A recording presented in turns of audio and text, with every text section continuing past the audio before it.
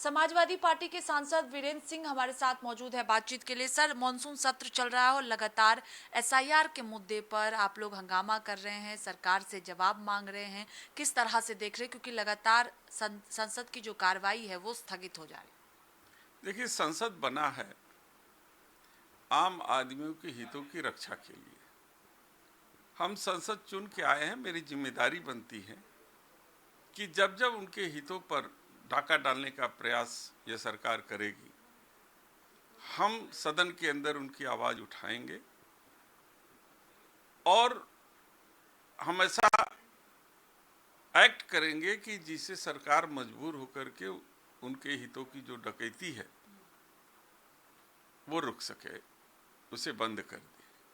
तो इसलिए हम लोग एसआईआर के मुद्दे पर जो वोट की लूट ये सरकार कर रही है, हम उसको रोकने के लिए सदन के बाहर अपनी आवाज उठा रहे हैं। इससे हटकर एक सवाल है कि अमेरिका के राष्ट्रपति डोनाल्ड ट्रंप ने जो बयान दिया, आपने सुना होगा, 25% टैरिफ जो है वो लगाया गया है, किस तरह से देख रहे हैं? देखिए, माननीय प्रधानमंत्री जी से बार बार पूछने के बावजूद कि युद्ध विराम किसने कराया, तीसरे पक्ष की मध्यस्थता आपने क्यों स्वीकार नहीं किया, एक बार भी ट्रंप का नाम माननीय प्रधानमंत्री जी ने नहीं लिया।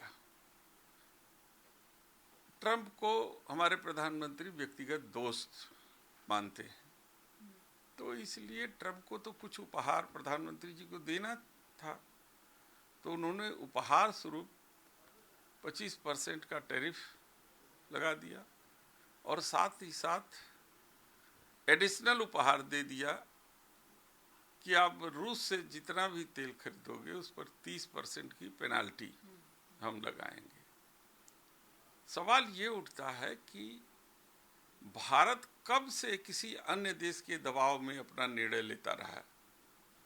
इतने भी प्रधानमंत्री हमारे देश में हुए, करीब 40 वर्षों की सक्रिय राजनीति में हम भी रहे, लेकिन हमने कभी इतना किसी अपने देश के प्रधानमंत्री को किसी देश के राष्ट्रपति के सामने झुकते हुए नहीं देखा। लगता है कि जो राहुल गांधी कह रहे थे कि हमारा प्रधानमंत्री ऋण विहीन है और इतना देश का समर्थन होने के बावजूद कोई निर्णय नहीं ले पा रहा है, तो उसका कारण क्या है, ये पूरे देश को समझ में नहीं आ रहा है।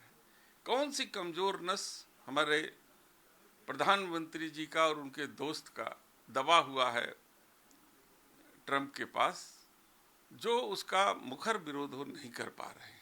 अर्थव्यवस्था को लेकर भी कमेंट ट्रंप द्वारा किया गया है, किस तरह से उस बयान को देखते हैं, क्योंकि भारत की अर्थव्यवस्था पर टिप्पणी की गई है।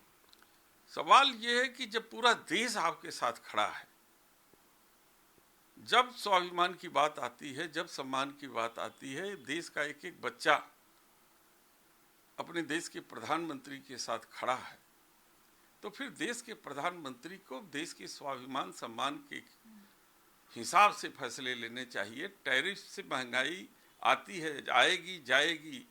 ये देश बहुत सी विपत्तियों को, बहुत सी आपदाओं को झेल चुका है, बहुत से आक्रमण सह चुका है और जवाब भी दे चुका है, इसका भी जवाब दे देगा।